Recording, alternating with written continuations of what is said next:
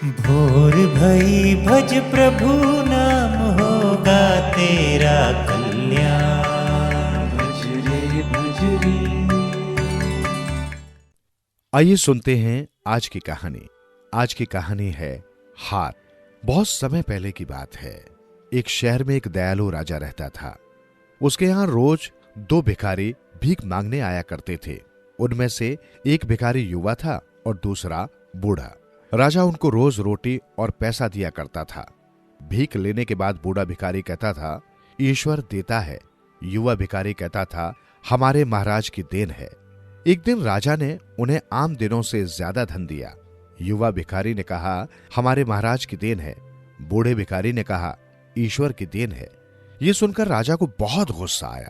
उसने सोचा, इसका भरण पोषण तो मैं करता हूं और ये भिखारी कहता है कि ईश्वर की देन है। राजा ने युवा भिखारी की ओर सहायता करने की सोची और अगले दिन उसने कहा, आज तुम इस नए रास्ते से जाओगे, लेकिन पहले युवा भिखारी जाएगा, बाद में बूढ़ा भिखारी। ये कहते हुए राजा ने नए रास्ते में सोने से भरी एक थैली रखवा दी ताकि वो युवा भिखारी को मिल सके। जब युवा भिखारी इस नए रास्ते से गुजरा तो उसने देखा कि ये रास्ता काफी चौड़ा और समतल है। उसने सोचा, इस रास्ते पर मैं आंखें बंद करके चल सकता हूं।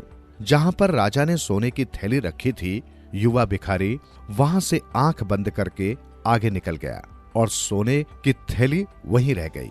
कुछ देर बाद जब बूढ़ा भिखारी पीछे से गया तो उसे वो थैली मिल गई। उसने उठाई और भगवान का धन्यवाद किया।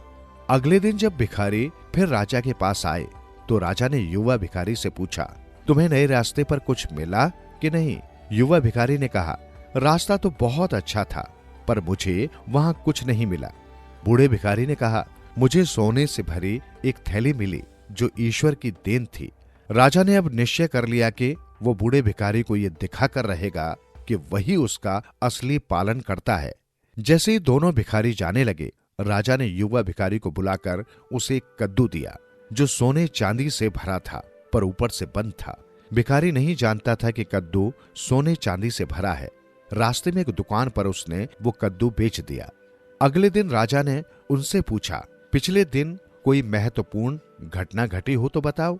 युवा भिखारी ने कहा, महाराज, जो कद्दू आपने मुझे दिया था वो मैंने एक व्यापारी को बेच दिया, जिससे मुझे थोड़ा सा धन मिल गया। राजा को बहुत गुस्सा आया, पर उसने गुस्सा व्यक्त नहीं किया। उसने बूढ़े भिखारी से भी वही सवाल किया।